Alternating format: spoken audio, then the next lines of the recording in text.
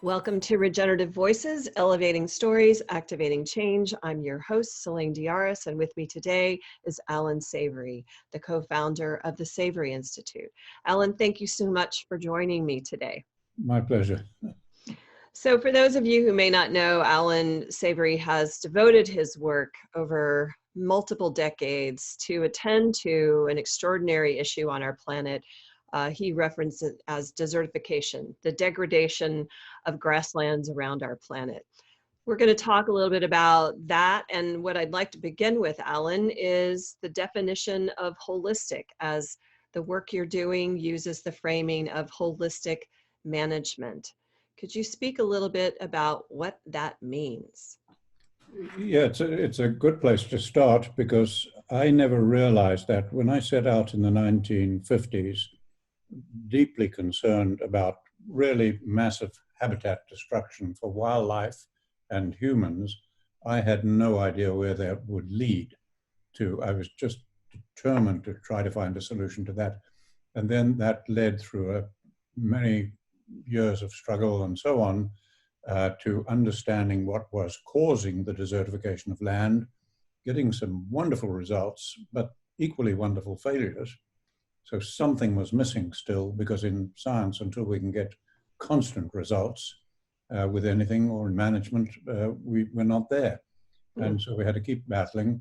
And it was only through being called upon to train 2,000 scientists in all manner of fields by the USDA in this country in the early 80s, as I was over a 2-year period, and struggling through that and what they were understanding, not understanding, the angers, the resistance, everything we were battling with. They helped me greatly to piece it all together. And so I credit that. Even the people that were opposing me strongly were forcing deeper thinking. And so by 1984, approximately, we broke through with holistic management. And really what we'd learned by that time is that land is not manageable, that people have been trying to manage land for thousands of years. It's never worked. And the reason is that the land and everything that's happening on it is so tied to the economy. The only economy that can sustain any nation is the photosynthetic process, which on land means green growing plants on regenerating soil, right? Which is not happening in agriculture, as you know. So you can't manage land independent of the economy. But land is so tied to the culture of the people. Any people are tied to their environment, their whole culture is. So really what it boiled down to in the end was you simply cannot manage land without managing the culture of the people and the economy as one. It's like if I asked you now to manage the hydrogen in water, you'd laugh at me. You'd say, you can't, Allan, it's become water. It's no longer H2O, hydrogen separate, it's now water. You see, it doesn't make sense. So anybody asking you to manage the land, it doesn't make sense. Or to manage the economy, it doesn't make sense. Or to sustain our culture and our language, it doesn't make sense. They're all tied together. That's really what the holistic means. And we broke through in 84 in learning for the first time really in history how to manage that web of complexity that you cannot ignore. So whether you're a single person on a job in town, or you're managing an organization or a company or a government or a farm, it doesn't matter. Whatever level you look at, you cannot escape cultural, economic, environmental complexity in every single thing we manage. And we discovered, and I stress this, not through wisdom, I don't have that wisdom. We discovered through struggle and accident almost how to manage that. And that was exciting. That truly was. I would imagine. I mean, that is a substantial integration that, as you say, most of us think of these things as partitioned realities, but in fact, it's all interwoven. It's really what manifests our shared expression as a society and in our specific communities, because every community is unique. One of the things that I've really appreciated about working with your ally, Daniela Abera-Howell, who is the CEO of the Savory Institute and a co-founder with you, is her constant reminder that it's context-based. Yes, that's very critical, because that is the key to managing holistically. So Can perhaps you I should speak? explain that. Oh, Yeah. I'm sorry to interrupt you. Yes. Yeah, no, that is the key to it. If you think about it, so every single person listening to this, I can guarantee you, me, and every single human takes the web of complexity, even in sophisticated interdisciplinary teams. We take the web of complexity that we're managing or developing a policy for, and we reduce it. I guarantee you, think about your own life, you reduce it to the context or reason being for every one of your actions to meet a need, to meet a desire, or to address a problem. And you can put 99.9% of human actions, you'll see that we reduce it to meeting a need, a desire, or solving a problem. Every single policy of an organization is to address a problem. Even a family developing a policy on the kids watching TV or anything else is addressing a problem. So now what we do, and that was one of the things we realized, is when you do that, you will achieve your objectives, usually short term, but it's the chances of unanticipated, unexpected consequences are enormous at some point later, at some point down the line. And that is so common that economists, jokingly, I presume, refer to the law of unintended consequence. It is so common in society. So look at American policy on drugs. What did it do? It increased drug use, spread violence across our border. Look at our policy on terror. We're increasing terror. Look at a policy on eradicating weeds in the United States. Developed by sophisticated teams of scientists. And what's happened? We haven't eradicated a single species in a single state in the 40 years I've been here, and we've spent over $1 billion every year, poisoning the environment, bankrupting farmers, wasting taxpayers' money, and we just keep doing it. So now, how do we avoid that? With the development of a holistic context. That was the main idea that is the secret of success. So in any situation, from a family to governance, we get the people involved in the whole. And you had Carol Sandford earlier in a podcast talking about the whole. She was so right there. You can only deal in whole situations. So you determine, is it the whole family, or the farm, the clients? Is it an environmental organization, whatever? And the people who are making the management decisions, they develop a single holistic context, and that they develop with complete agreement, no compromise, total agreement on how they want their lives to be based on their deepest cultural, spiritual values, etc. How do they want their lives to be? And then they tie that to their behavior. How will they have to behave? Not their marketing, not their mission statements, not sloganeering, deep stuff. Because at the end of the day, you're judged by your behavior, not your words. And then that is tied to their life supporting environment. Because even if you're not managing land, everything you consume, breathe, or throw out comes from the land, goes back to the environment. So you have a generic description of it. So we tie it to the environment. And I have an example here. I pulled it out in case we needed it. This is just a generic one. So I have this holistic context. I've left the behavior part of it out, just the lives people want and the environment. And frankly, this is what I use when I'm listening to the news, when I'm reading a research paper, a report, listening to people when I'm visiting a strange country or a community. I'm listening to people giving a talk, and where they don't know it, They're always talking about meeting needs, desires, or problems. That's all we do. And I have this in my mind and I'm evaluating it. So I think quite differently. So let me read it to you and Yes. see how you resonate with it. We want stable families living peaceful lives in prosperity and physical security while free to pursue our own spiritual or religious beliefs. Adequate nutritious food and clean water, enjoying good education and health in balanced lives with time for family, friends, and community, and leisure for cultural and other pursuits, all to be ensured for many generations to come on a foundation of regenerating soils, ethical and humane consideration for all life and biologically diverse communities on Earth's land and in her rivers, lakes, and oceans.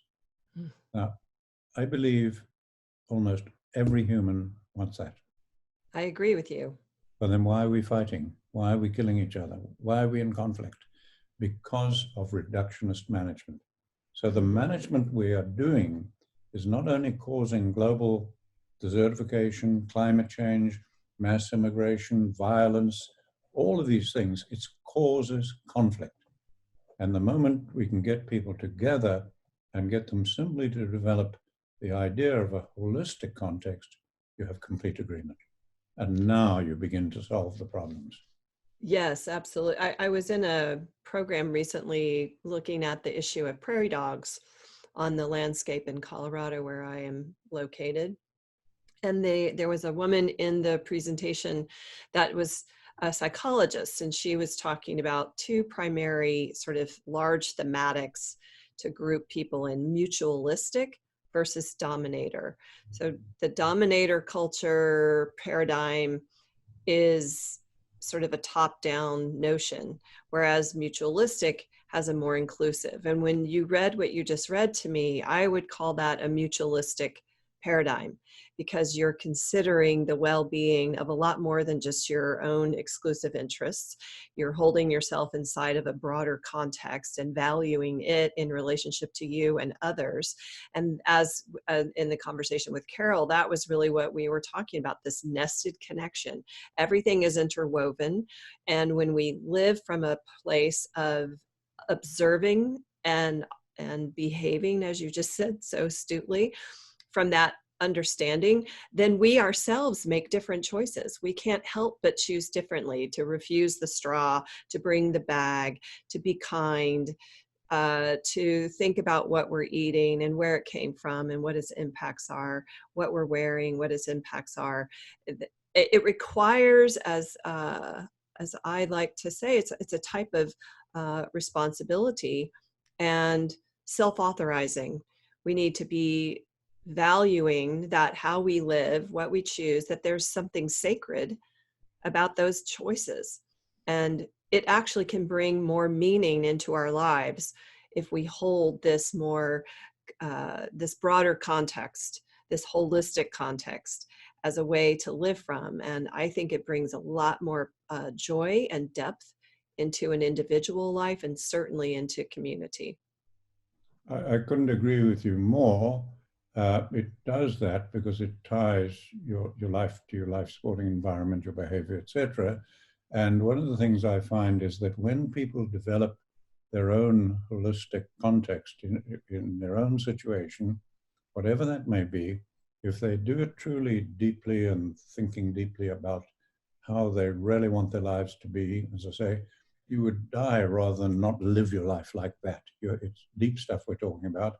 When they do that, you'll find, and it was the same for me, you automatically realize it's never in any human's self-interest to damage another human or the environment. So it will lead eventually to ethical human beings if we can begin to manage holistically. And the only things we manage, everything we do in life, we're making. Even this call for alternative to fossil fuels, etc. If you think about it, we're not dealing with complexity. All we're talking about is we've been making electricity from coal and oil. Now let's make it from a more benign, environmentally benign source, solar or whatever, but you're still making something. You're not dealing with complexity. And everything we make needs technology, needs expertise. I don't even know how to make a pen like this. I don't have the expertise. You see it. But everything we manage only involves humans, from ourselves managing our lives to our community and people, or we're managing nature.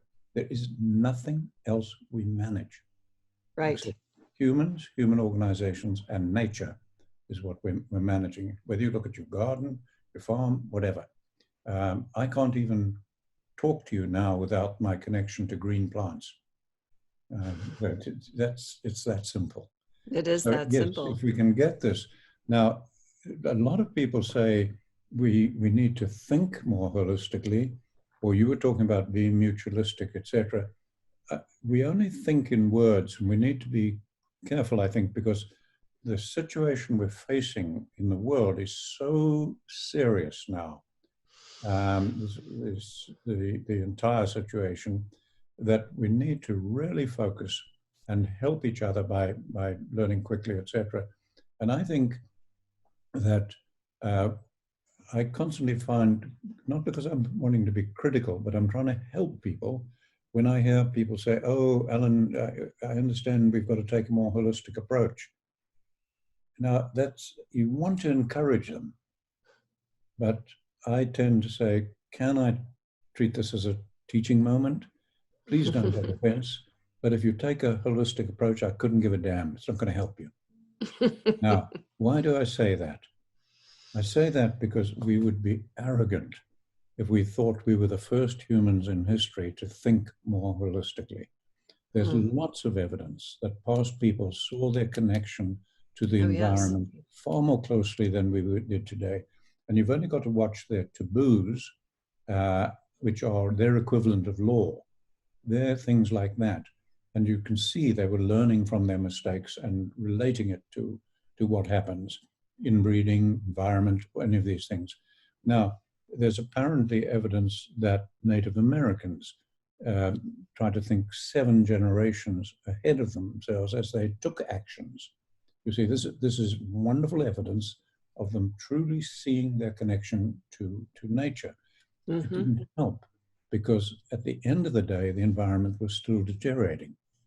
And it didn't deteriorate only in humid environments, perennially humid. Everywhere else, it deteriorated because it shows up more.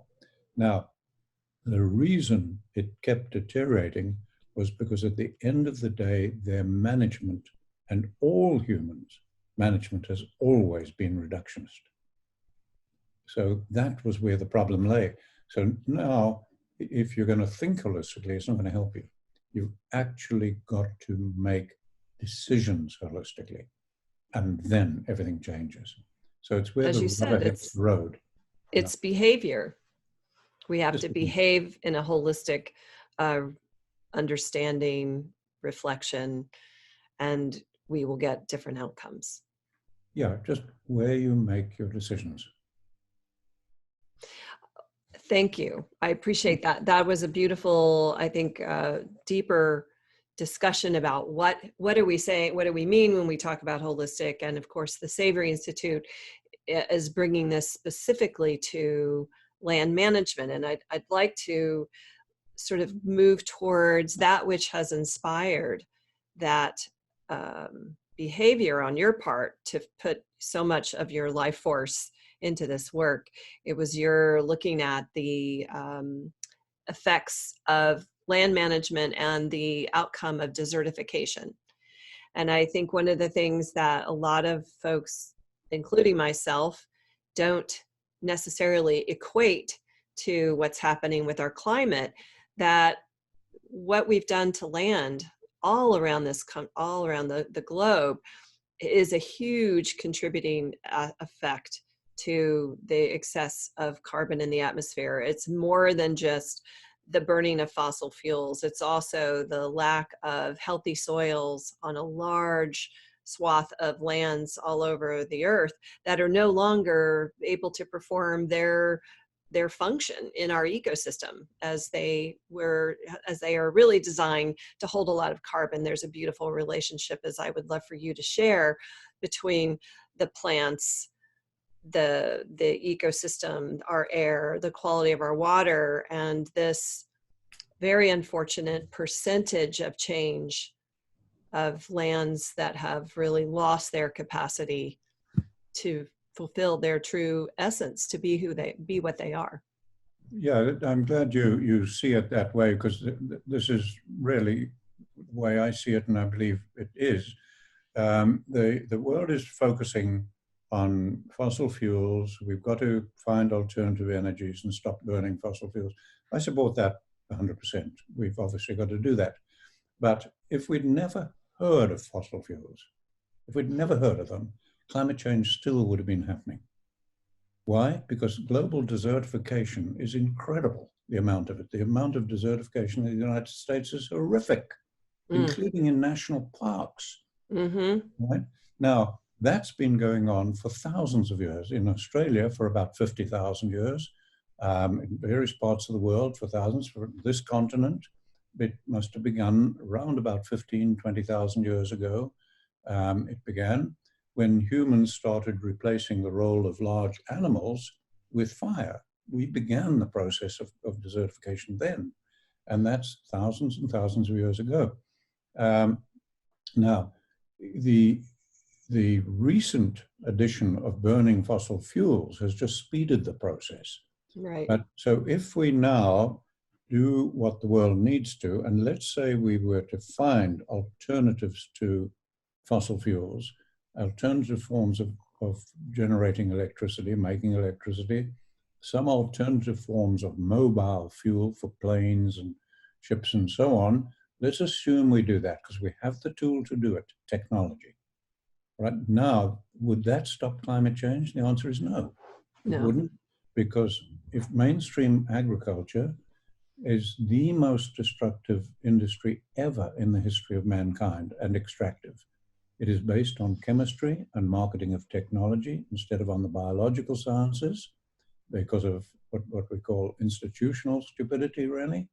And it is producing, if we just look at soil destruction alone, we're producing more than 20 times as much dead, eroding soil every day of the year as we need food for every human alive today.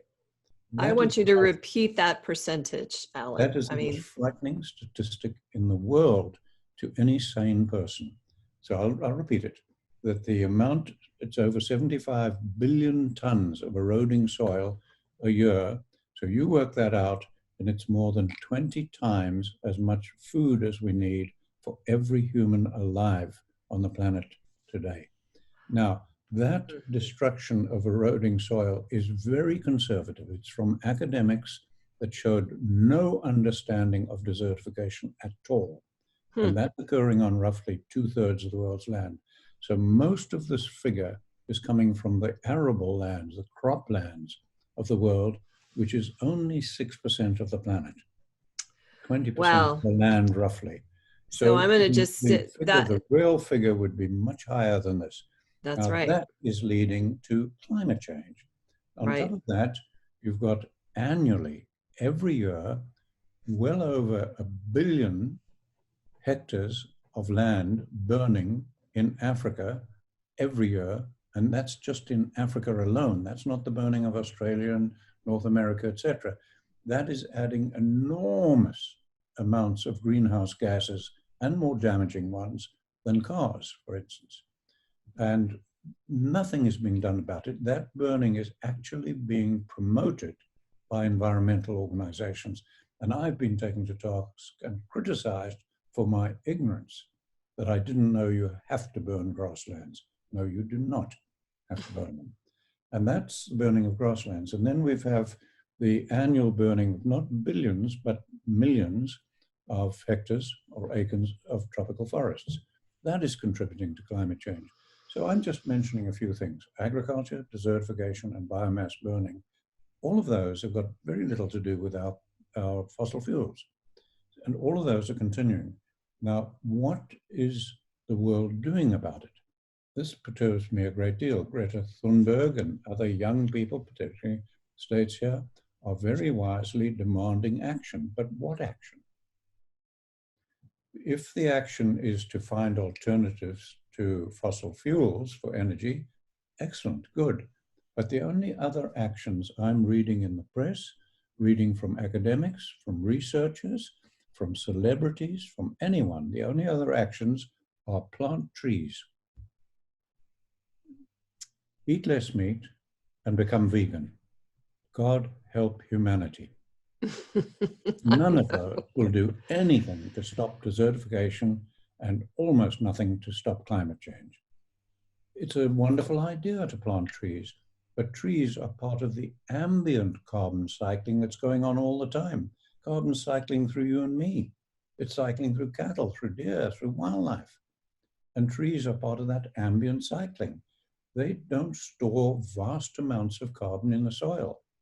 That is why our great grain-growing areas of the world are not forest soils. They're grassland soils, because grasslands tend to pump the carbon into soil and store water in soil. All right, so when you look at this today, the focus on just fossil fuels is tragic for future generations. It is. I think, you made a couple of points that I think are particularly salient. One is that 6% of the land in use is arable land. That's agricultural lands. No, I said of the planet. You see, 6% of the planet are used for agricultural production. Yeah, let me define yes, it. Please do. Many people think of agriculture as soybeans, corn, as planting of crops. No, agriculture is the production of food and fiber from the world's land and waters. So forestry is agriculture, fisheries is agriculture, wildlife management is agriculture, crops, livestock, they're all agriculture. Okay. Now, almost the whole of the planet is now engaged in agriculture. Almost the whole planet. There are small areas, perhaps at the poles, that are not directly engaged in agriculture. And so when we look at agriculture in its broadest sense, only 6% of the planet is engaged in crop production. Production. If we look at the land alone, then it's about 20% of the land, roughly. The United States figure is about 20% of the land, and the global figure is about 20% of the land. So this focus on crop production only is, again, tragic for humanity. Given that it's not honoring all these other activities that go back to your earlier point about we're not managing them from a holistic context. Therefore, they are, in essence, a huge part of the problem. Yes, if we wanted to seriously, when we do decide to seriously address climate change, it'll only happen when the public insists that policies be developed holistically. And then when America and other governments develop their agricultural policies holistically, that will do probably even more than stopping fossil fuels to truly address climate change, or as much.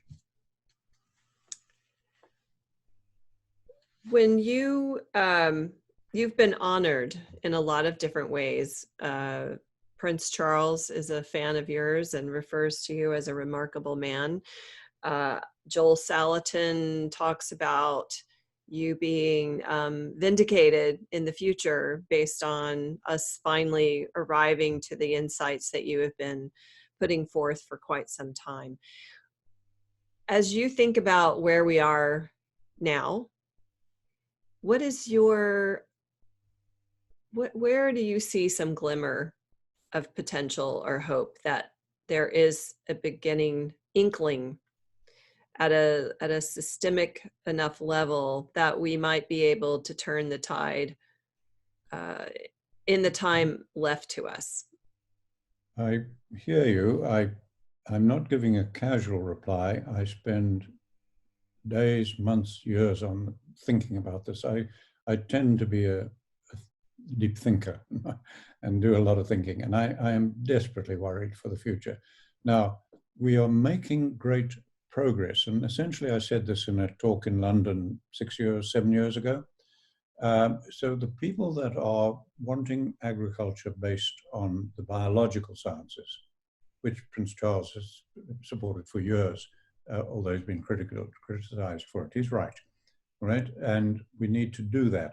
Now, the people who are talking like that, regenerative agriculture, sustainable, organic, all these people that are thinking the right way, agriculture based on the biological sciences, what percentage of the population in the world are we?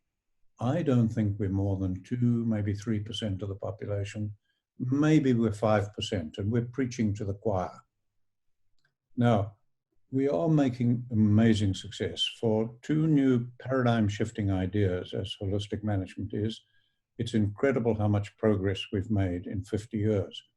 But we're just, it's not even 0.5% of the people yet.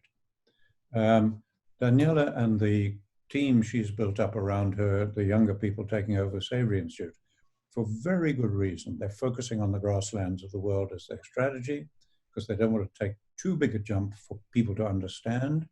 So they're doing that because that's where we will get the quickest return for humanity on addressing desertification and climate change, if we can get government policies and international policies to change, and celebrities and others to stop vilifying livestock, and we can move. So they're doing that for as I say, very good reason. Now, that's incremental change.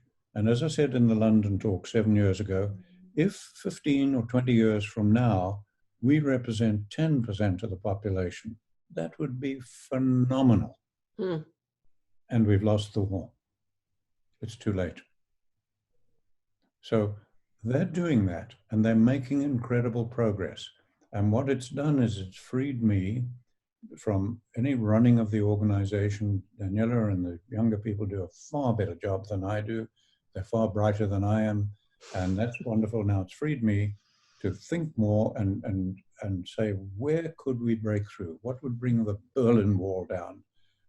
It has to be something that brings about rapid change. And the only thing I can think is this climate change issue beginning to unify people gradually, people like the youths who are demanding action. Now, if we can get people to say what action and focus on that, because the moment policy changes, you see, everything we do at scale is not done by individuals.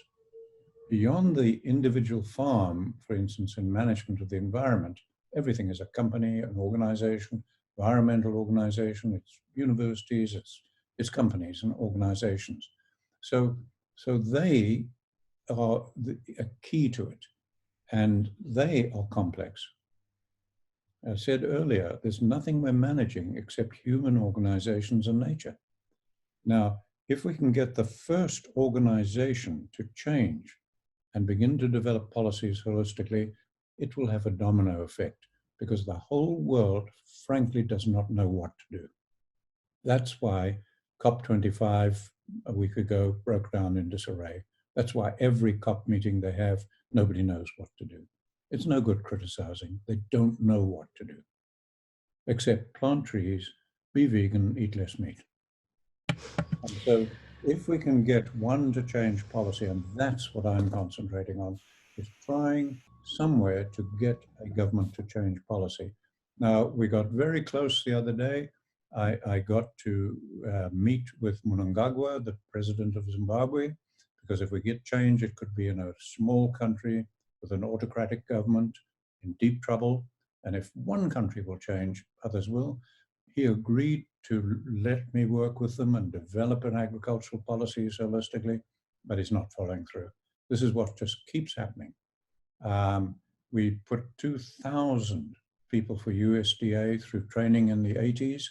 The whole plan was that if the demand for the training in holistic management was great, we would develop an American training center So we put 2,000 people through over a 2-year period from World Bank, USAID, USDA, Forest Service, Fish and Wildlife Service, BIA, BLM, Soil Conservation Service. The demand was great.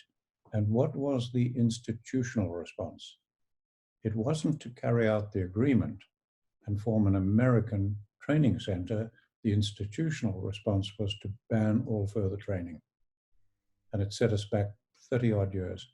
At those trainings, if you read in our textbook, they brought hundreds of their own policies to the training, and we analyzed them with the holistic framework, holistic context idea, and they concluded, not me, that every single one of their policies would fail and would lead to unintended consequences. And I quote that in our textbook, including in the 3rd edition, and nobody's ever challenged it in 40 years. The one group in training had a long discussion on it and then came to a conclusion which we wrote down. And they said, we now recognize that unsound resource management is universal in the United States. Now, frankly, that's the same in every country. But the institutional response was to ban further training. So I'm trying to concentrate on how do we get the public to insist that policies be holistic, because that way they can change. Because the institutions are not being bad, they're just behaving normally. They are complex organizations. And when we form an organization, it takes on a life of its own. No organization behaves like a normal human being would. And there are what system scientists call wicked problems. Nobody knows how to solve them. And there are 3 that are setting humans back and endangering us more than fossil fuels. One is that organizations will always reflect the views of society in which they were formed. So if you go into any of our organizations, they will have the latest software, the latest computers, the latest cell phones, the latest technology, because science believes in technology. If any organizations want to plant trees, it'll get all the support. We've even given a Nobel Prize for it, because everybody believes in it, using technology to geoengineer by planting trees. That's wonderful stuff, so Nobel Prize, blah, blah, blah. Now, the moment something emerges, new insights like holistic management and the use of livestock, something like that emerges that is counterintuitive, not believed by anybody in society, then our organizations automatically lead the ridicule, the mockery, the derision, and that's what's happened to me for the last 50 years. So even cattlemen's organizations and environmental organizations have to this day not supported our work. And they will not until enough of the public changes. So we've got to get public perception to change. And that's the main one, and it can only change when the public do. The research of Eric Ashby, Lord Ashby, he wrote the book Reconciling Man and the Environment, and he looked at how truly new knowledge gets into democratic societies, looking at Britain and America over the last 200 years. And what he concluded was, if it's truly new knowledge, don't ask politicians, don't ask any institution. They cannot lead, they will never bring it in. It only comes in when ordinary people at the school grounds, in the bar, pub, at the ball game are saying, when are they going to do it? They need to do it, then it changes. And it doesn't matter how many millions of lives are lost. It doesn't matter how many trillions of dollars are spent. It doesn't matter how much scientific proof there is, evidence there is. Nothing changes institutions until public changes. And I cannot find a single case in history where any institution has changed ahead of the public. It just doesn't happen. So that's the one I'm trying to concentrate on. Just get the research so the public understand it. Get the information out so the public understand it. And when the public are insisting, our institutions can change and all will be well.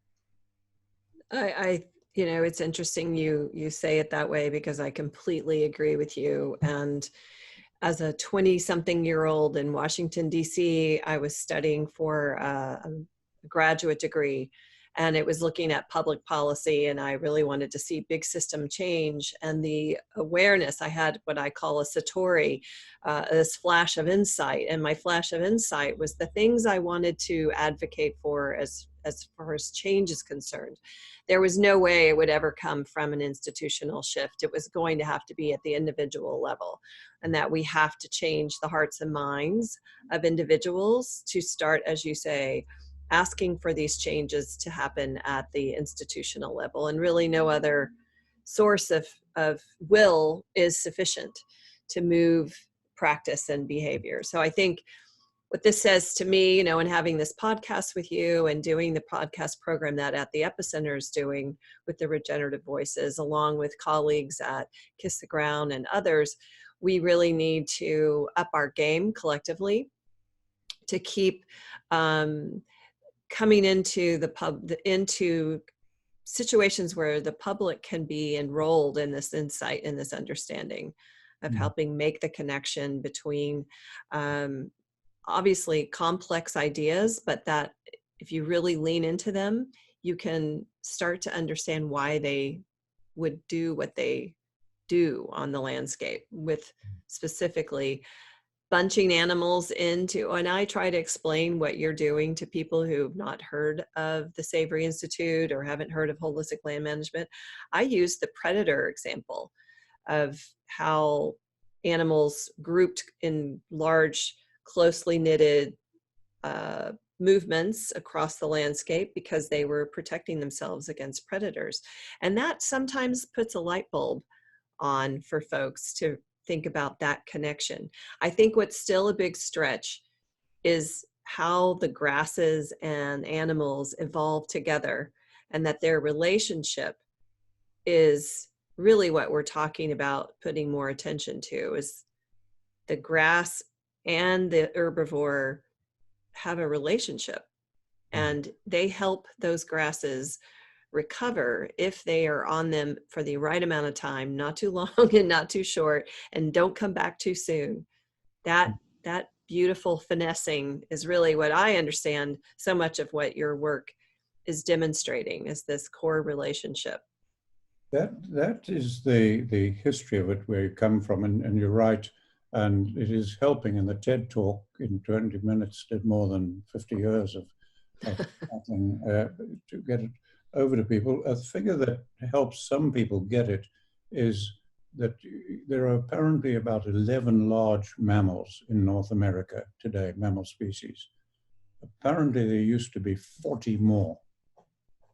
That's what humans need to understand. When these soils developed in the soil life, there were 40 more large mammal species than there are on this continent now. Wow. Those were removed largely by humans and replaced by fire. Because humans, don't forget, for 99% of human existence only had two tools: technology and fire. That's why everybody defends fire, and ecologists defend fire. And people say Aborigines know how to manage fire. Sure they do. That's the only tool they had, other than stone technology. So that helps people to understand that there used to be many more animals, and that's when our soils developed, not just the bison. The bison were a remnant of what had been, and people keep talking about the bison. No, that was a pathetic remnant on a continent already deteriorating. We have to look earlier. But that helps us to get people to understand why you literally cannot solve the regenerative agriculture, regenerating soils problem with all the technology imaginable in the world, because it's not a technological problem. You cannot solve it with fire, and the only other thing humans have is conservation or rest, letting nature recover. And that only works where the environment is humid throughout the year. East and West Coast, Florida, where I am, it's humid nearly all the year. You rest the land, it recovers. Go to New Mexico, rest the land, it turns to desert. You see, it's very different environments. The rainfall of Johannesburg and the rainfall of London are about the same, but they're totally different environments. Okay, so we need humans to understand that it is impossible to save civilization and all of humanity now using technology, fire, and resting land. There is no other tool in the human toolbox. Every Nobel laureate in the world has no other tool other than to use technology to plant trees, grass, or shrubs. That's geoengineering, using technology to plant these things on a massive scale. The Nabateans were doing that 2,000 years ago. It failed then, and it'll fail again, right? So we have no option, as I said in the TED Talk, except to accept livestock as a tool and holistic planned grazing, that process with the word holistic in it, and it's a planning process, or something better when developed. Not all these things that grass whisperers and grazing gurus have developed since listening to me talk of short duration cell grazing, mob grazing, blah, blah, blah, blah, blah. All of these will fail. They will work in humid environments reasonably well, but they will not solve the problem of desertification. So we have to use the holistic plan grazing process, or better when developed. So that's part of the problem. But the one I'm more anxious about and really ask you to think about, and all of our people listening to us, is this one, and I don't know how to deal with it, is we tend to just support actions. So you will maybe, or I will say to somebody, well, we need to take this action or that. And I've just been having some correspondence and discussion with one of the lead authors of the 11,000 scientists that recently alerted the public and the world to the seriousness of climate. And now they're talking about climate emergency as a result of that. And he's a very nice gentleman. And he said they would be following up by suggesting various actions. And I said, well, if you do, it will only increase conflict. That is reductionist management. You see, in reductionist management, we suggest various actions to meet our needs, desires, or solve problems. So if you start suggesting any action to deal with climate change, I promise you, you'll start a conflict. Because other people will have other actions. And why is your action better than mine? So and the reductionist management that is causing climate change is also the cause of most conflict in the world. So when any of us suggest an action, we are in reductionist management. Now, what I put to them, and I'm still working on it, and I want to try and follow it up, I said, let's take something where everybody's in agreement, national parks. Everybody basically supports the idea of national parks. Leave nature to fully recover, blah, blah, blah. Now, that works in humid environments, but look at national parks in New Mexico, Utah, Arizona, the United Arab Emirates, Zimbabwe, Botswana, Zambia. The national parks around where I live in Africa are our worst examples of human and wildlife habitat destruction, desertification, and climate change. Okay, so now I'm in essence saying to my fellow scientists, let's take national parks. Everybody in the world agrees they're a good thing. We have nothing we can blame. We can't blame corporations. We can't blame greed. We can't blame monoculture, soybeans, agriculture. We can't blame anything. We have just the best of management that the world's scientists know how. And here are national parks that are the worst examples of desertification and habitat destruction. Now, what actions do you propose? Now, whatever actions, I know because I'm following what they're proposing all the time. Some are blaming elephants for the state of the parks in Africa. And then when I say to them, well, what about the parks in New Mexico and Utah? There are no elephants and they're just as bad. Oh, we didn't think of that. So what is being proposed is more of the same. No, resting the land, conserving, protecting isn't working. Protect the borders, stop poaching. Well, poaching isn't causing the habitat destruction. Cull elephants, no, they're afraid of that. It causes conflict. Botswana has just increased hunting. It's increased conflict. So some are saying burn more. No, the burning is already causing the desertification. So you've got the world scientists, and anybody who's listening can come up with more ideas. And the only things being got is more protection, secure the boundaries, more military action and stopping the poaching, cull elephants, sterilize elephants, transplant elephants by drugging them and transplanting them, increase hunting. It doesn't matter what you suggest. I promise you, it just starts conflict with environmental organizations and hunting organizations and people, etc. So we now are checkmate. And those are national parks where nothing can be blamed. Solve that, and you've solved the world's problems. So I'm now going to start focusing on national parks and say, come on, fellow scientists, what are you going to advocate? Because whatever they advocate, as I say, I'll stake my life on it, will not work and will add to conflict. Now, it's really, you're saying that this whole, like, we've disrupted the balance a long time ago. No, I'm not saying that. With getting rid of all the animals that are no longer part of the system? No? So what is that? No? Some of the okay. national parks were only made national parks in my lifetime. I was part of that. We made them national parks because they were so beautiful.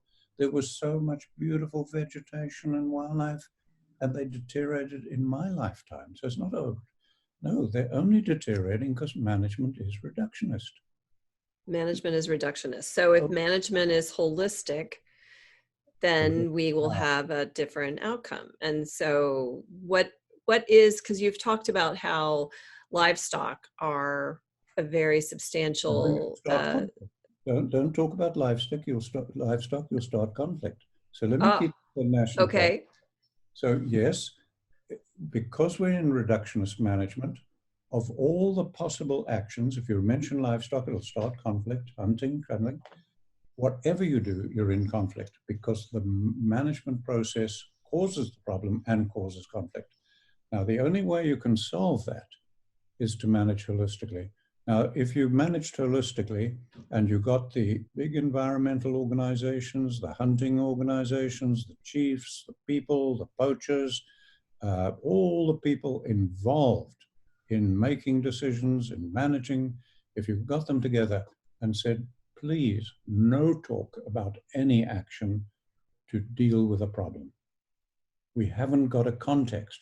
We cannot reduce that incredible social, cultural, environmental, economic complexity of big national parks to a problem. That is the cause of the problem. So we don't do that, and we just get them together and develop a holistic context, much like I read out before. Please believe me, the most ardent poacher wants exactly what the head of the World Wildlife Funds wants, a better life. Now, the moment you have total agreement with no compromise, we don't compromise, and you have total agreement, now you have humans working together, and you can say, now let's look at the alternatives without friction, without conflict, and work out which combinations of these would solve the problem in this context. I promise you, and I'll stake my life on it, we're not going to save that wildlife in those wonderful national parks until the public insists that the management be holistic. At that point, people will solve it. I think that is going to be how we're going to end this conversation. The world must ask for holistic management as our way forward. If we can get that, it'll be a different world. If we don't get that, God help humanity. Yes. This has been Regenerative Voices, Elevating Stories, Activating Change. I'm Celine Diaris, and I've been speaking with Allan Savory, the co-founder of the Savory Institute. And I'm just going to remind us all, holistic management, ask for that for Christmas this year. The Regenerative Voices, Elevating Stories, Activating Change podcast series is produced by At the Epicenter, a 501c3 nonprofit organization. The podcast and video recordings are made possible by the generous support of people like you. Make a tax-deductible donation or sign up as a monthly supporter by visiting attheepicenter.com/donate. Support packages start at $1 per month. The podcast series is also sponsored by several corporate and organization sponsors. To become a podcast sponsor, visit attheepicenter.com/contact to let us know of your interest. If you found this podcast episode insightful and meaningful, please pass it on by sharing it with a friend or colleague who will also enjoy it. Thank you for tuning in, for your support, and for activating change.